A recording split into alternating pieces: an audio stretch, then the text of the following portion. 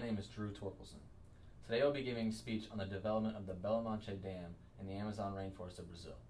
Thank you. One of Brazil's most distinguishable features is the Amazon rainforest. With a vast amount of the Amazon still to be untouched from today's society, it's one of the last remaining wonders of the world.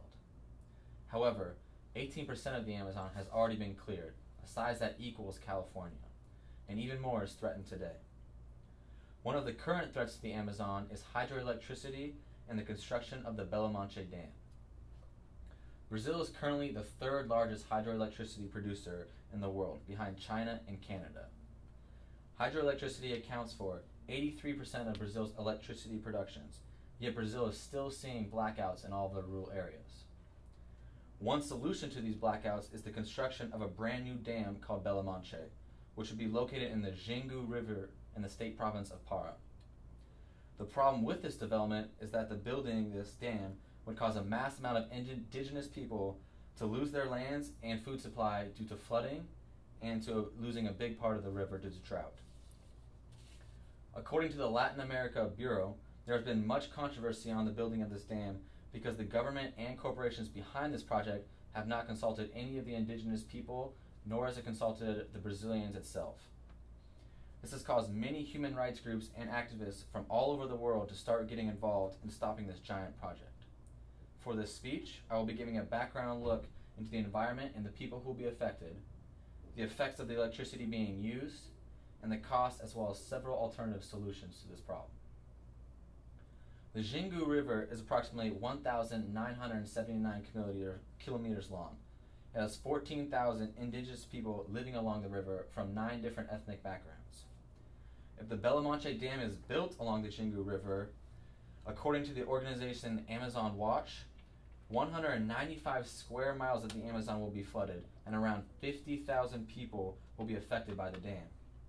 This includes those whose lands will be flooded, as well as the indigenous people who live near the part of the river that will be cut off because of the dam. This ultimately will affect indigenous people's way of life, their water and food supply, as well as their transportation. Philip Fernside of the National Amazon Research Institute has calculated that the forest flooded by Belo Monte's reservoirs will generate enormous quantities of methane, a greenhouse gas that is 25 times more potent than CO2. This would mean that although hydroelectricity is a cleaner solution to energy, it would end doing severe damage to the atmosphere and to the Amazon itself. The Belo Monte Dam, when built, will become the world's third largest dam and will have a potential to provide electricity for 23 million homes. However, Brazil generally has a 3 to 4 month low water season in which the dam would only produce as much as 1,000 megawatts, way below the 11,000 megawatts it plans to produce year-round. If the dam was going to produce the 11,000 megawatts year-round, there would need to be several other dams built all around the Xingu River. This would be to control the water and the flow. This would severely shape and have major effects on the Xingu River itself, as well as other people, indigenous people living around it.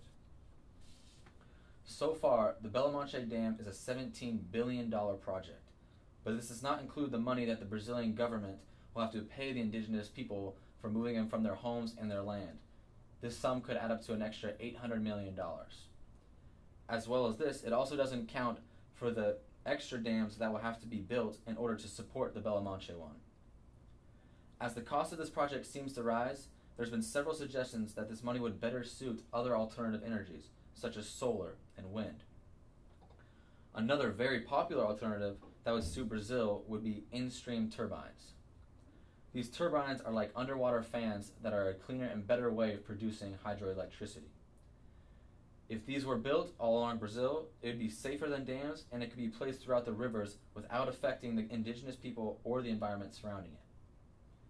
Although all these issues and human rights violations have been brought up, it seems that the Brazilian government still wants to proceed with the Belo Monte Dam, as they have already taken themselves out of several organizations worldwide that continue to pressure them to stop.